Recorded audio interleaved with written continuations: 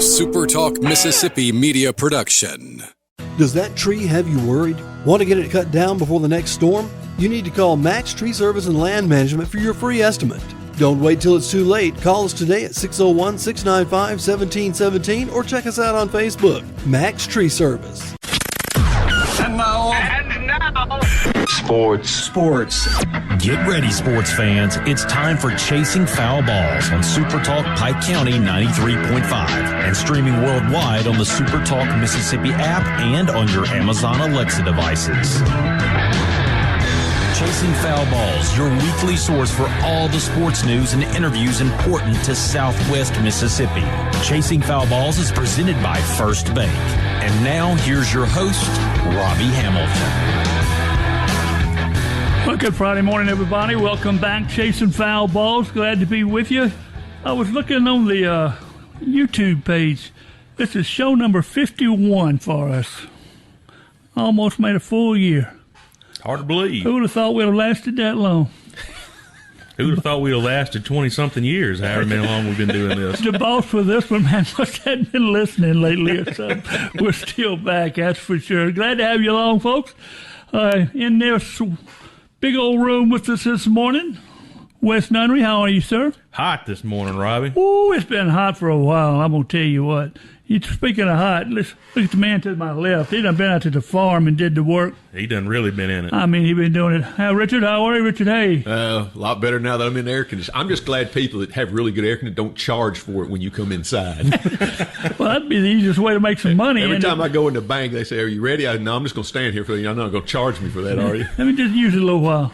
Join us this morning on Chasing Foul Balls, Justin Velasquez from Channel 7 Sports in Hattiesburg, and also Bradley Creel from First Baptist Church here in Macomb. He will be with us. Glad to have you along with us. Let's go to work. Got up this morning, and first thing I ran across, one of the guys we've had here on Chasing Foul Balls, he must have had a good night last night or something. He ran a post that said, if Ole Miss does not win 10 games this year, it's a failure. That's a high bar. Extremely. That's 9 SEC games, and Louisville for sure. That's 10. Yeah, that's a high bar. His coffee was a little strong this morning. He must have had a good night. What do you say, Richard? Well, I think it's doable, but the thing is to come out and say it that like, okay, if it's it's a failure. I mean, they could win 9 games and possibly might still make a playoff. How is that a failure? I just think that's too strong a statement right now. If I don't lose 30 pounds, is it a failure? No. I'm a failure. No doubt about it. No, I just, Friday morning to wake up to that just kind of woke me up, said, whoa now, you must have been doing a few things you shouldn't have been doing on Thursday night. It's your life. If your life was to be narrated, who would you want to do it? Either Eddie Murphy or Morgan Freeman? Ooh, that's a tough choice. I'll go with Eddie Murphy. I'd go laughing in life. Yeah. Oh, I'd definitely take Morgan Freeman. You a serious life? Oh yeah. Okay. I could. There's some people that just when they talk about something, they make it interesting and palatable just by talking. Speaking of Ole Miss, can Ole Miss support 2 Heisman Trophy candidates? No, I don't think anybody can. It's a tough job. Not just Ole Miss, yeah. It's a tough job. I think it separates. You want people to get behind one to kind of push the foe. When you're having to split the focus, I think that takes away from one or the other. Now, they both play really well and play at the high level that they can play at, then you probably can support it. But that's a tall task to ask for one. Not a very large school in the mindset of like Michigan or Ohio State or something like that. Well, and you get to the point where you start cannibalizing stats unless Ole Miss's offense is just historically ridiculous. I mean, there's only so many touches and so many yards to go around, so supporting 2 on the same team is almost impossible. I would think it will be. It'd be interesting to see, somebody has to be the leading candidate, somebody has to be second. Does the second guy get his feelings hurt a little bit? Probably so, just a little bit, but at the same time, it's hard not to be happy for your teammate. So if you got 2 on the same team, it probably stings a little bit less than it would otherwise. SEC Media Days this last week, a lot going on there. 2 LSU questions back to back. Let's go there. Is LSU a smart bet in Kiffin's first season? I would think they have to be with the talent they have on the roster. Here we go again. I mean, it would be hard to pick against them. That roster's got a lot of talent on it. $50 million worth. I'm telling you, best money can buy. That's it. I said somebody made a smart bet because several people wrote some big checks, so they're counting on it. I'd say, yeah, that's a pretty big bet. Just like with Ole Miss, you're hearing a lot of Kiffin's first season, national championship or bust. Is that fair? That's not fair. If you want to shoot for 10 games or something, I would say that's fair with what they've assembled. But I mean, saying a guy's got to win the Natty in his first year, I don't care what era of college football we're in. That's too tough. Well, you got to reach. But you got to have some reasonability in that reaching. I mean, yeah, okay.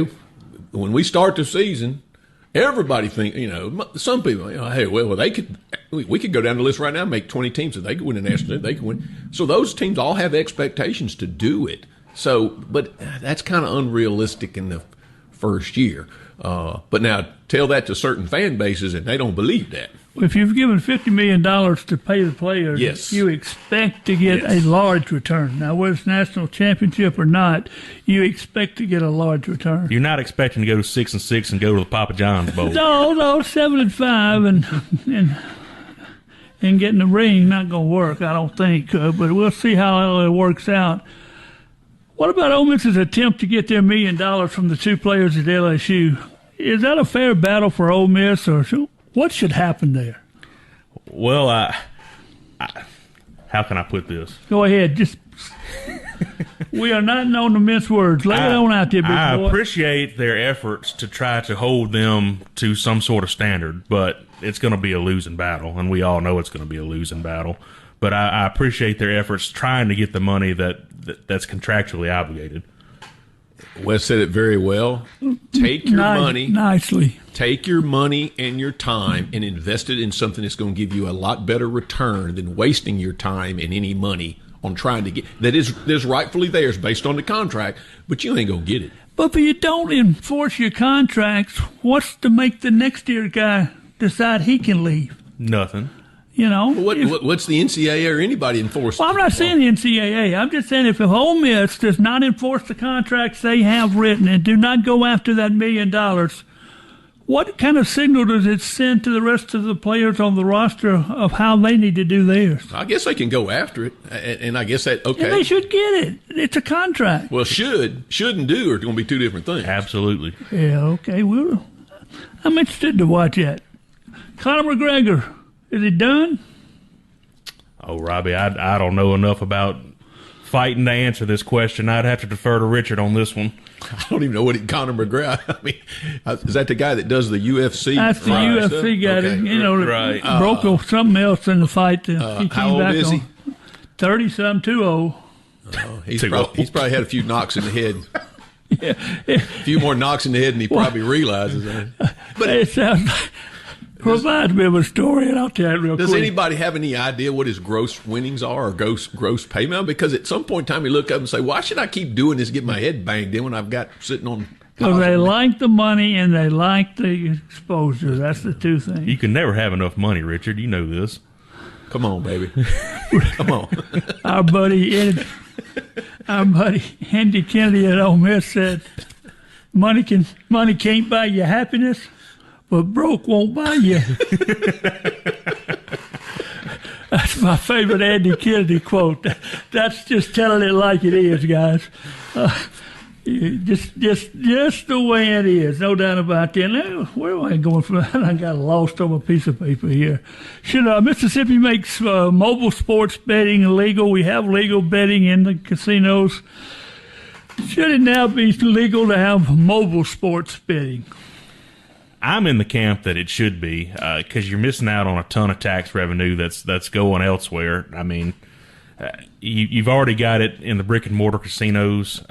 Why not at this point? Is my stance. Well, they're doing it anyway. Right, they're going across the line and doing it anyway. They're doing it anyway. So why, if it's going to be done, It's kind of like when the booze and the whiskey and the beer sales were doing. Okay, well, you cannot do it. Then your tax dollars don't go across the line. Well, guess what's going across the line right now? And like I said, they're doing it and it's not. I listen to the story all the time about how many the brick and mortar. It might be bring more people in, and so I think it's something that'll eventually get there, but there'll have to be certain things change at the big house in Jackson. I saw somebody this week said NIL. You know what it stands for? I'm waiting with bated breath, Robbie. Now it's legal. I like that. That was one of my favorite ones of the week. Now it's legal. Don't have to put that money in them pound paper bags and get somebody to deliver it. You just Vimo it or whatever you call that stuff. Well, they can go direct to the bank account. It don't have to go to the church and the pastor and then back to the... be on the board that says how much... all that's safe now. What about the GGCs? What's your feeling on that? The green garbage can yard decorations.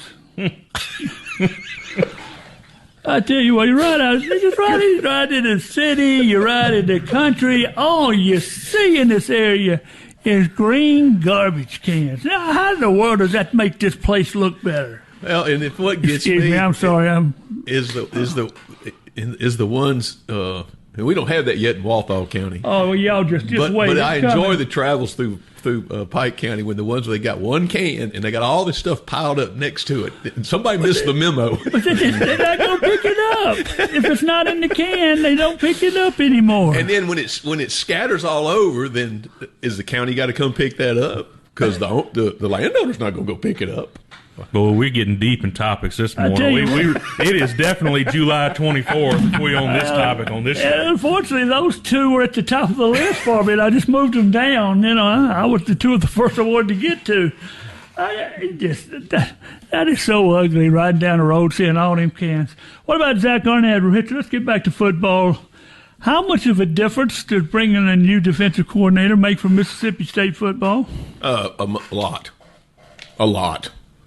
I don't know 3 years ago when all that went down, when Zach decided to take a advisory position at Ole Miss on the defense. If he'd have wanted to stay as defensive coordinator when Levy came there, that would have been a very good move.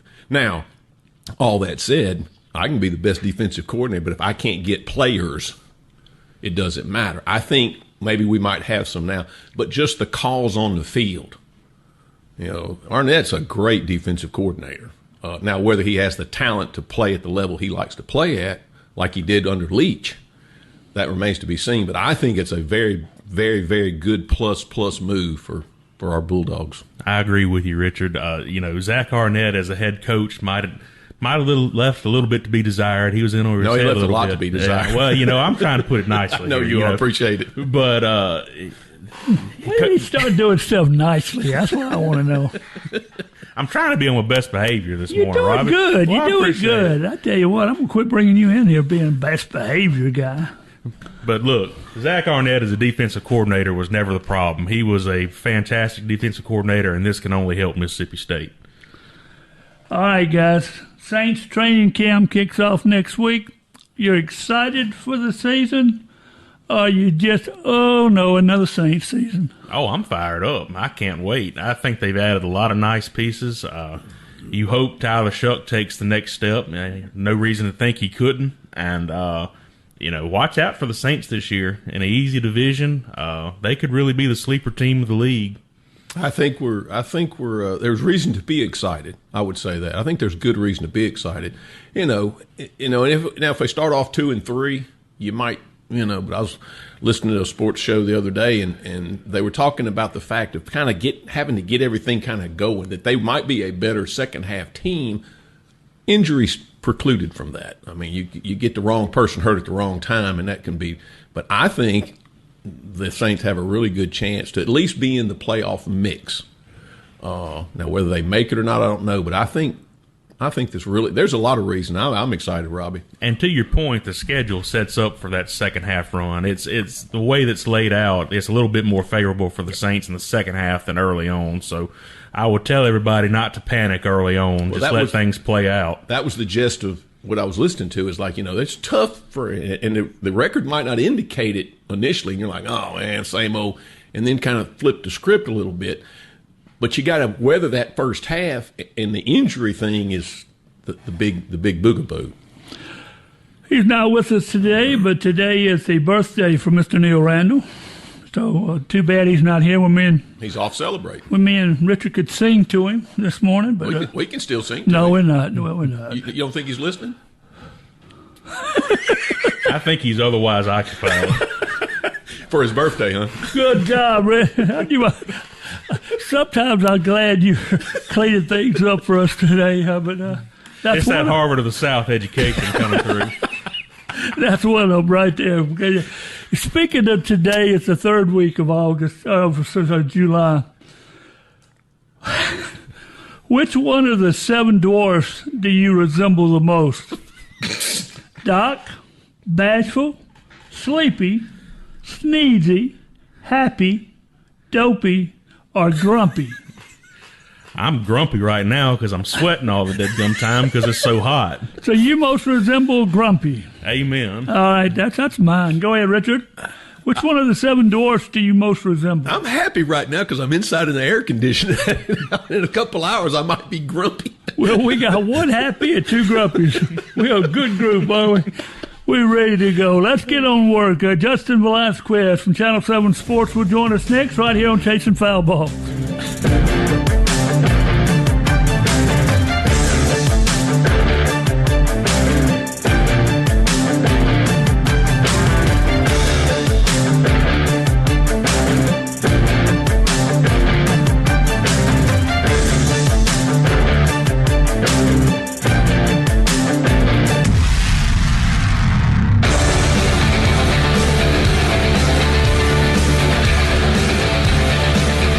Creel in the building. Well, we're glad to have Bradley. We'll be hearing about the program at First Baptist Church coming up in about 20 minutes. But first, let's go to the phone.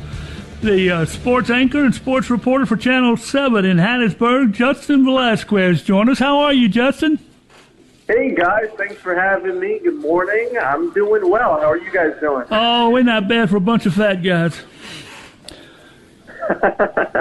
How does a guy from New York get to Hattiesburg, Mississippi? That's the first question.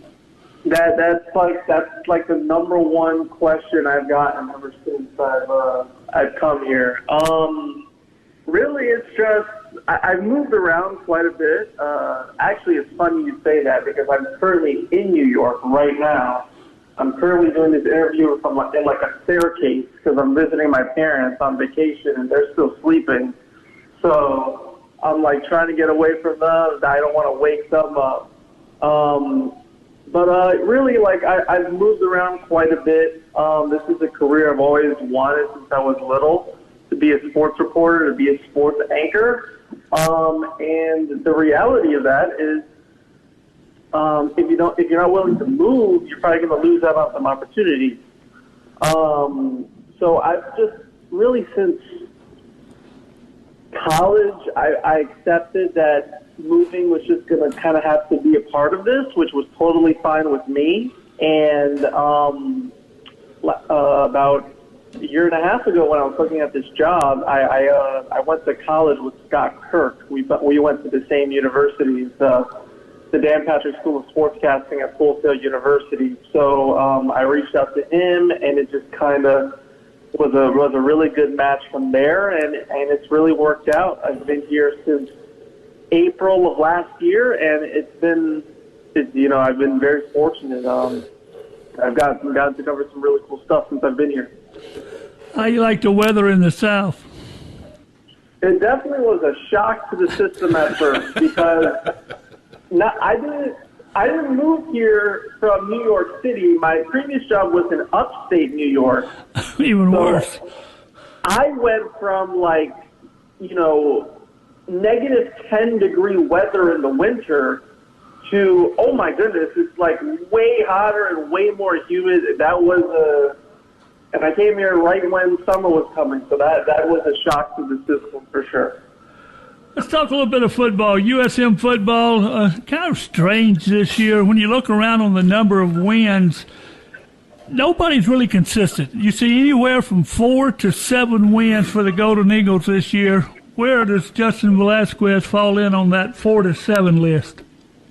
Gosh, I think, man, there's so much unknown about this team. They are returning just 22% of their production from last year. That is the lowest mark in the FBS. Out of all the teams, they are returning the least amount of production. I was at Sunbelt Media Days last week, and I was talking to Blake Anderson, and we were talking about, like, hey, how do you approach this? When you have this much production you need to fill, like, what is your approach? How do you try to get guys ready? And he just talked about how it's kind of an uphill battle. It's not obviously it's the reality of college football now, where you're replacing a lot of production every year. But this is an obscene amount. Like, this is not something any college football team wants to go through. So I just think overall for this team, there's so much unknown that I don't know if you could put a range on it right now. I know they finished 5th in the poll. They got one first-place vote. That was from Blake Anderson. And he told me, like, I asked him about that. He told me, like, hey, the belief has to start with me. If I don't believe we can win the West Division, why would anybody else, our players, our coaches, the fans, believe that as well? So I don't think you can really put a range on this team right now because there is so much unknown. We don't even know who the starting quarterback is going to be against Alcorn State on September 5th. So I think the range of outcomes for this team, just based on all the unknowns and the volatility, is very wide. And it's going to be very interesting how they come out early in the season and mesh early on. Justin Westnunner here. Thanks for joining us. To kind of follow up on your point there, you know, like you said, the return in production is so low, dead last in the FBS. Is it a fair statement? I know they can't say this coming out of the program, but is it a possibility that Southern Miss might just have to, in a sense, eat this year? It just whatever it is what it is to kind of get through this turnover phase. Is that fair to say? I would. Let's give them a chance to show what they got on the field. That's a great question. But I think to your point, it is not, obviously it's not an ideal situation to be where, Braylon Braxton's not here anymore, Josh Mullen's not here anymore. They don't have, all the starters are gone. So it could be a situation where, like, the first month, it's probably going to be Blake Anderson really feeling things out, trying to see what he's got in terms of his quarterback, just every position, receiver, running back, both offensive and defensive line, secondary, etc. That first month is going to be a feeling out process because the games are obviously much different than the practices and fall camp. That's going to be a whole different animal. So he's going to be trying to see, he's going to have his guys that impress him in fall camp, right? And they're going to go into the season as the guys who are starting. And some of them will translate to the games, but some may not. And that's when he may need to make a switch. I think it's going to be a lot of tinkering early this season to figure out what they got, and then I guess we'll see where they're at because they've got Alcorn State and then at Auburn, UConn, and then I believe they're at Tulane after that. So that'll be very interesting.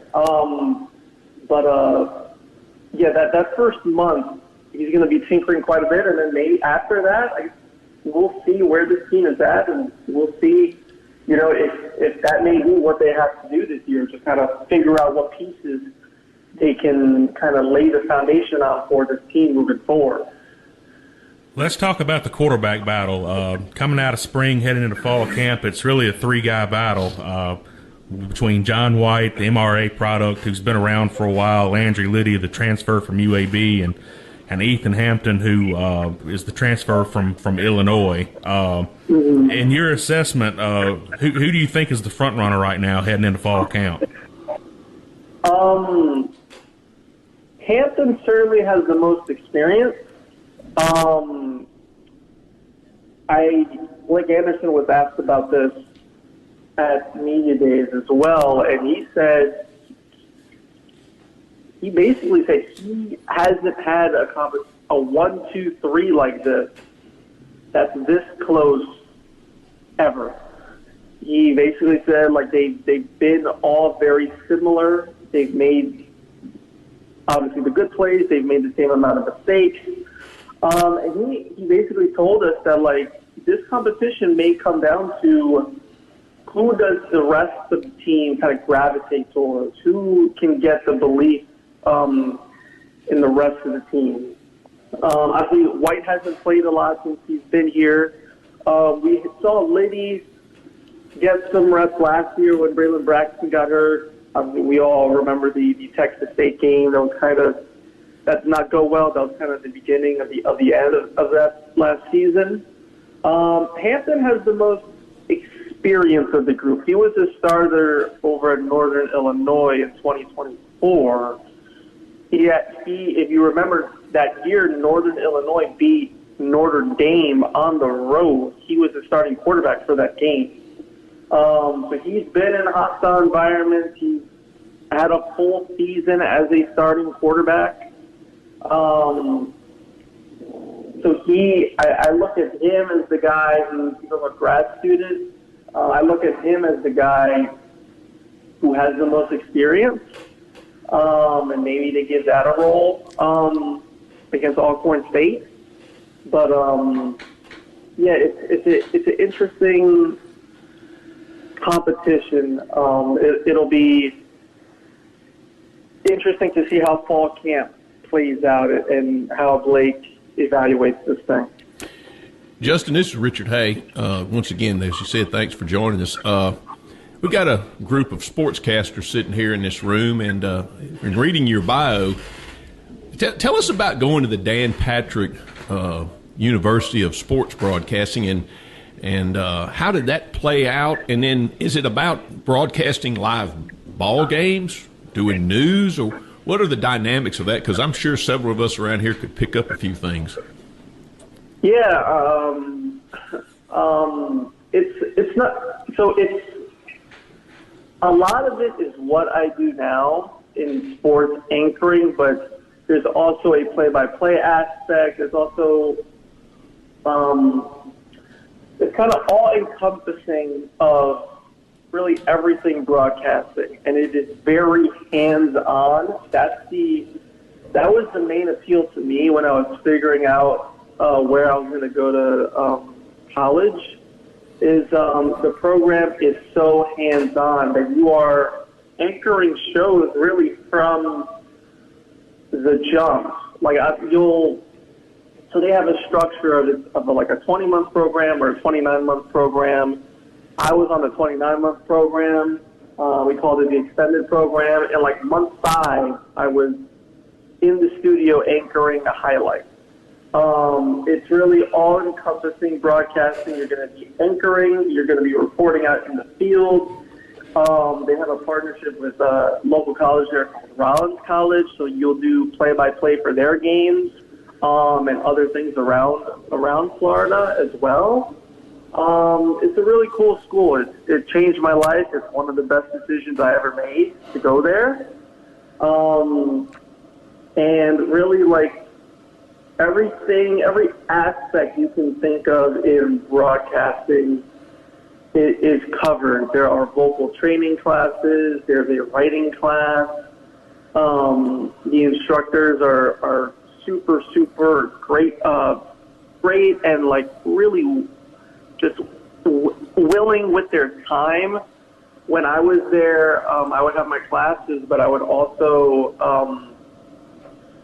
during the pandemic, I did a lot of play-by-play during just really like off my computer, just to try to get reps.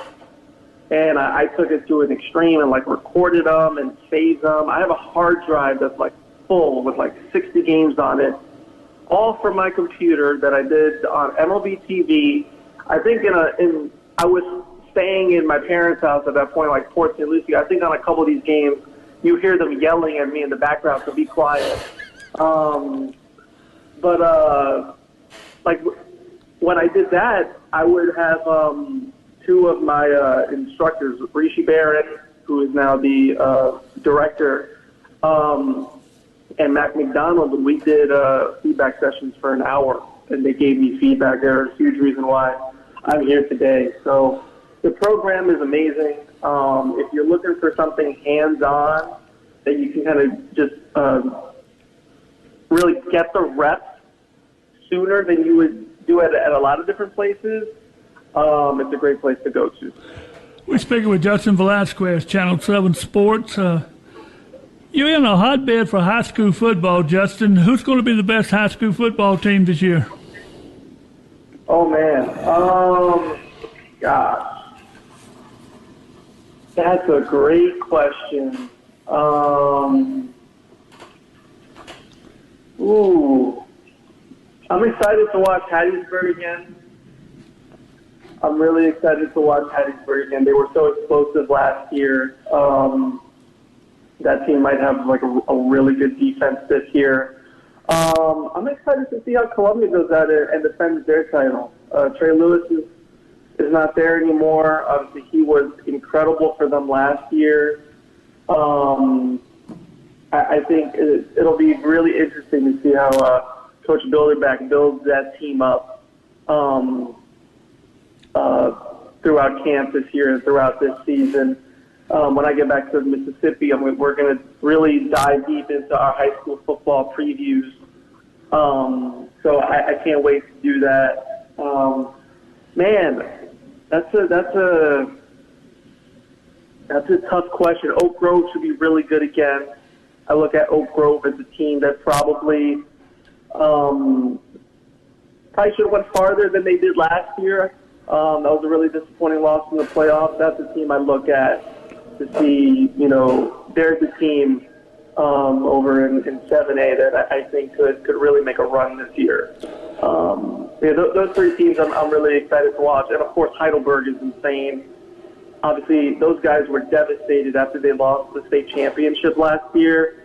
I think Heidelberg is going to come out this year and really just what they are going to do to some teams, man. Some Friday nights you're going to see some insane scores again, and that team is going to be a little upset after what happened last year. So Heidelberg is a team I can't wait to see. Justin, thanks for taking the time to be with us this morning. We'll appreciate it. We'll get back with you once the football season gets underway. Thanks, guys, always. I appreciate it. Justin Velasquez from New York via Channel 7 Sports over in Hattiesburg. We appreciate him joining us. Did a guy from New York say tinkering? I think he did. Yeah. I was kind of surprised at that one. Will the fans accept the fact that you got to be a feeling out time for Southern Miss?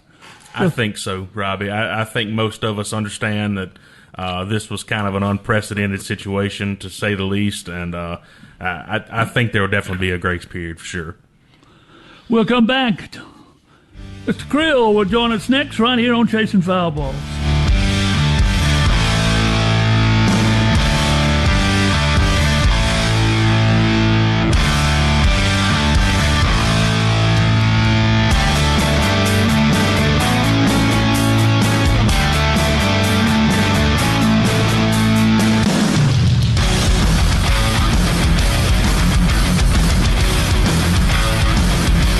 Welcome back, Chasing Foul Balls. Our appreciation goes to Justin Velasquez, Channel 7 Sports, for joining us this morning, catching us up on how Southern Miss is going to get started. We talk about that during the break. Kind of a strange look. Nobody seems to be able to put their fingers exactly what they really expect from Southern Miss this year. I think it's 3 wins at most, maybe 4. Ow. That one hurts. Too much to replace. Bradley Creel joins us. How are you, sir? I'm good. Thank you for the opportunity to come visit with you guys. It's good to be with the godfather, the legend himself, Robbie Hamilton, of all the Southwest Mississippi sports. Richard's here. And Richard Hay, of course. Yeah. Well, thank you. That Thank goes you, without Bradley. saying. Thank you, Bradley. But we all know who the godfather is. That's right. Y'all a while ago they said about something about picking up tips. Heck, I can't even pick up my feet anymore. Well, we Forget just about you could bend anything over and else. Get change off the ground. We're just saying. The legend, you have that aura about you. I have to leave early to go to the bathroom nowadays. That's how bad I am. Let's get started. Brad, first of all, Bradley and I did a lot of football together several years ago. One of my favorite things was to go eat with Bradley. We would walk in the restaurant. Bradley at 6'6" tall. Robbie at 6'6" around. We were a matching pair going around, that's for sure. There were some good times. I was thinking about that driving in. It's been almost 30 years since don't even talk about it. It's late, tough when you late put a 90s. It's tough when you put a number on it, Bradley. Look, it goes No wonder my quickly. feet don't work. Bradley used to come and sit down, mighty quiet, didn't have much to say. Macomb band would hit the track, would get ready. Bradley would come alive, let me tell you. It's still the best. It's good. That's when the Macomb Band had 200 members in That's it. It was it. huge back then. They'd hit that first note, and it'd be like kind of LSU band. Bradley would come alive. He was ready to play football. Hey, Yeah. without the band, it's just a game. It's just a game. Exactly. With the band, sometimes it's just a game, that's for sure. How you been doing? I'm doing good, man. I'm doing well. What are you doing now, besides nothing? Man, I'm the biggest real estate agent in Mississippi and Louisiana. You probably knew that. I knew that. If I didn't know it, I knew you were going to tell me you were. I don't know if in sales volume or stature, but height. And height. I still do some radio work. I call a good many games in the fall and do a little softball and baseball. I'm on one of the other shows around town, but I've been doing medical sales probably almost 15 years now, and that keeps me busy and on the road quite a bit. So I've got my hands full.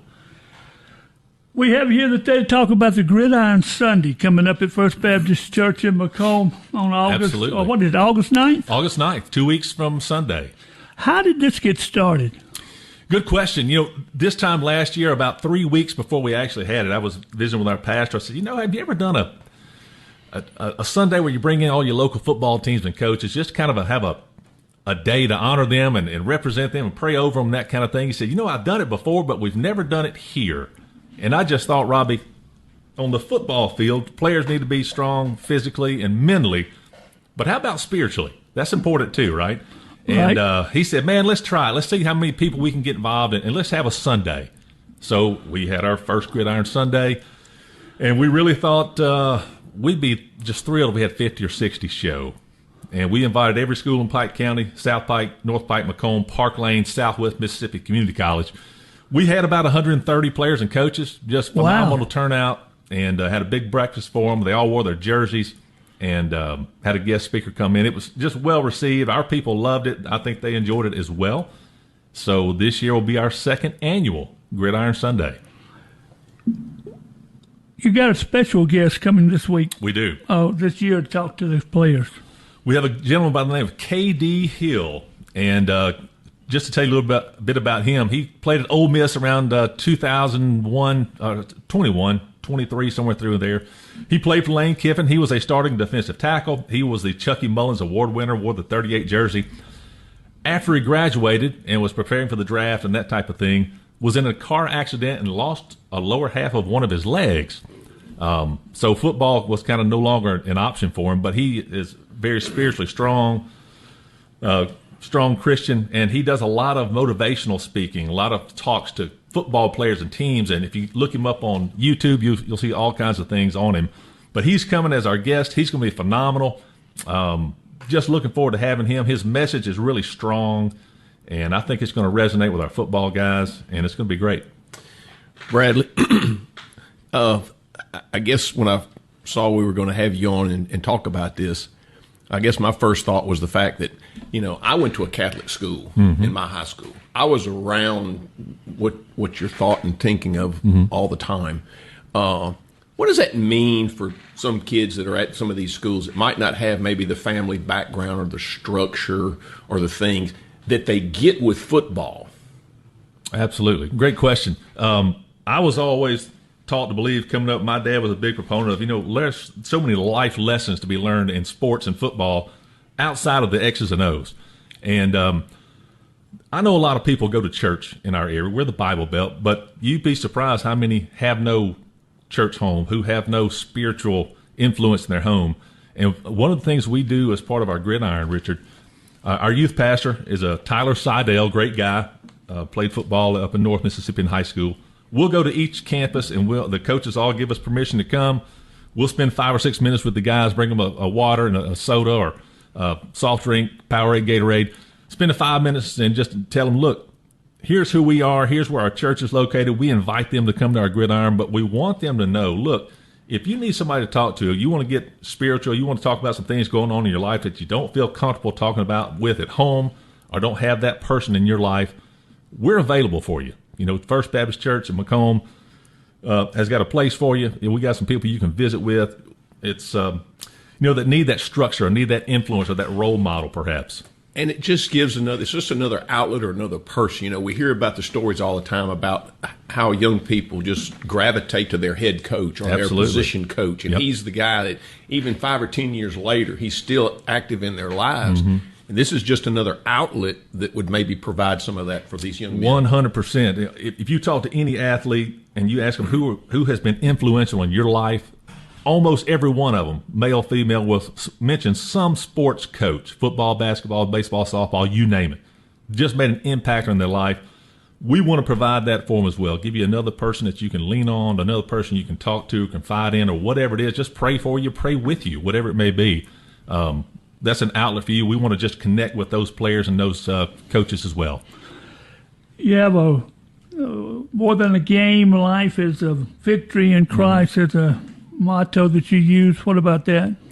Yeah, it's there's more to life than football. Most of us are going to play a very short period of time, right? Very short. Very short.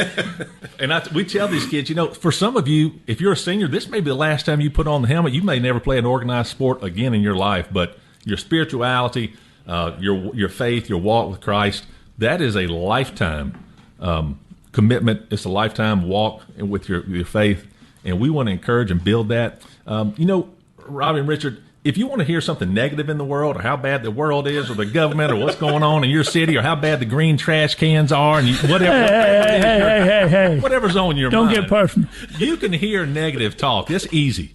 But if you want to hear something that's uplifting, that's going to talk about your walk with Christ and that's going to be encouraging to you and build you up spiritually, that's a little harder to find. We want to make it super easy. And August the 9th, we've got a great message to talk about encouragement, challenging people to have a walk with Christ, and that's what it's all about.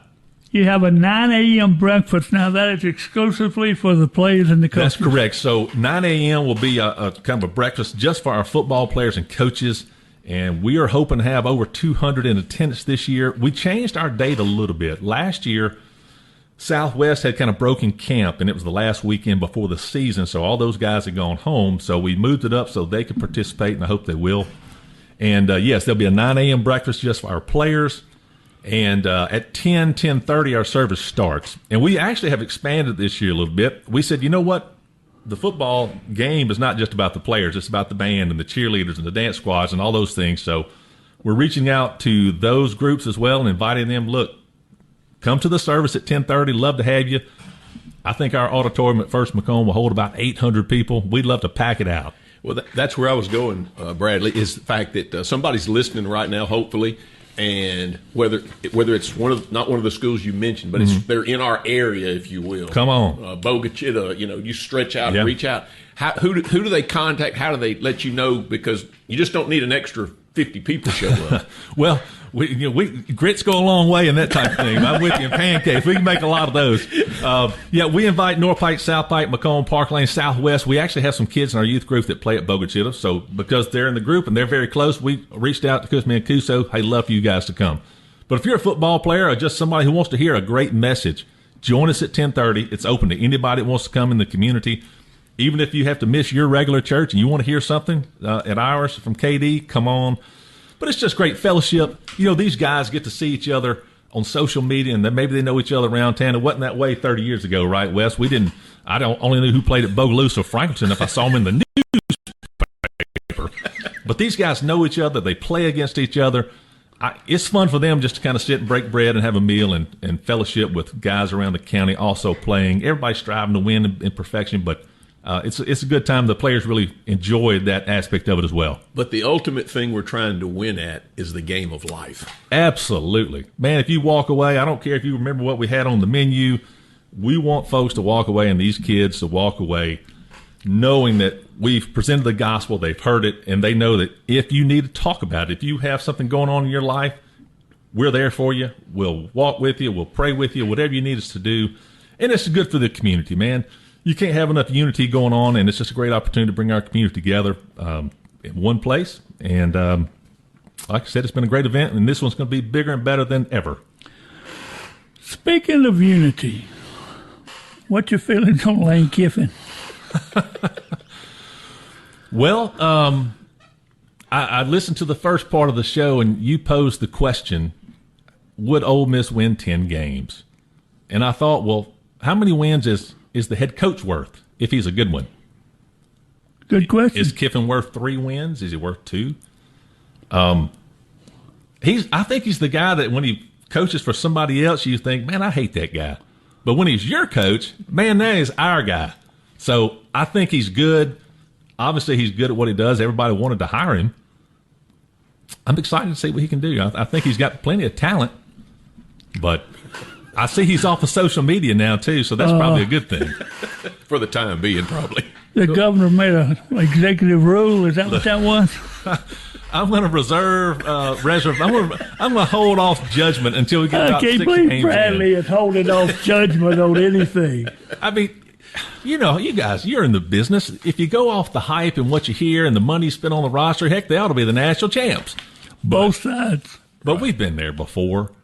There's a lot of dominoes that have to line up just right. And the key person can't. Now, with a roster like that, you would hope if somebody goes down, the next guy should be just as good. Well, they should be.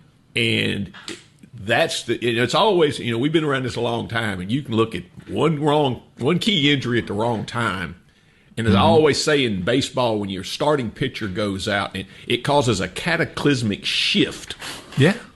Cataclysmic sleep. Man, you guys are using big words on this show now. They have used bad words, big words. That means it's big. Yeah, it makes a difference when your number 2 now has to be your number 1 and so forth and so on. Cataclysmic. Did Ole Miss catch lightning in a bottle last year? Did they ever dream that Chambliss would be as good as he was? Was he good because he was talented or because he was the right guy that fit the system? Can that be duplicated this year? I don't know, but can Kiffin duplicate that at LSU? I'd like to think so. I wish he could. It's no doubt Lane Kiffin will win at LSU. The question is, how long will it take him to get the whole process working and everything going? Is it year 1? Is it year 3? Wherever it does fall in there, he's going to win and probably will sooner or later win a national championship at LSU. It just takes a while to get it all put together. Well, there's a couple schools of thought. There was a time when that was 100% the thought because you had to build the program and get your recruiting classes in. But now, look at what Signetti did at Indiana, man. First year at Nowhere University, Indiana, that's never won. And they have expectations 3 years later. So I think it can be done in the first year. Do you give them past the first year? I don't. What? You played college sports. It always bothers me about the continuity part. You can bring a bunch of talent together, and they not be as good as a bunch of guys that want to play together. Well, the chemistry is huge, and I'll go back to the Indiana example. Even that particular roster had a bunch of 2 and 3 stars that played together. It had a bunch of 24 and 25-year-olds. Well, that helps too when you got grown men playing against teenage kids. I always wonder, will the NIL, how much animosity does it create amongst your teammates? Hey, you're making $3 million a year, and I'm just down here making $200,000. But hey, I'm leading the team in tackles, or I'm the best blocker. I'm big on team and chemistry. That's a great question. It has an effect, and it plays a role. How much? A lot of it has to do with can the head coach bring it all together? And is Kiffin that guy? Maybe. All right, Bradley, real quick again. It's Sunday, August the 9th, Gridiron Sunday at First Baptist Church of Macomb. 9 o'clock, it's a breakfast exclusively for the players and the coaches. Yep. And then your service will begin 10:30, and everybody is welcome to that. 10:30, come on. The doors open at 10. Be there for 10:30 start time. We'll have praise and worship. We'll hear from Katie Hill. We'll recognize our players and coaches. We'll have some prayer time to pray over them because all we want is a safe season. When the season's over, we want everybody to walk away healthy like they were when they came in. First and foremost, that's what we want to pray about with these guys. And just great Sunday, great event. We're looking forward to it. If you're a football player, band player, cheerleader, teacher, anybody that wants to come, administrator, radio host, you're welcome too. I got a seat for you, even breakfast for you. Well, y'all best have a lot of food there for Man, this He said those pancakes. Spread them grits out long. All right, final question. I'm going to let you go without this one. One of the 7 dwarfs that you most resemble: Doc, Bashful, Sleepy, Sneezy, Happy, Dopey, or Grumpy? Well, my wife would say grumpy, but I'm probably happy most of the time. I'm Bradley Creel. pretty happy guy. Appreciate you coming in and being with us. Always a pleasure. Thanks for having me, and look forward to seeing you guys August the 9th, I hope. All righty. We'll come back next Friday, and we'll be with you again. Chasing Foul Balls is right here on Super Talk Pike County and 93.5.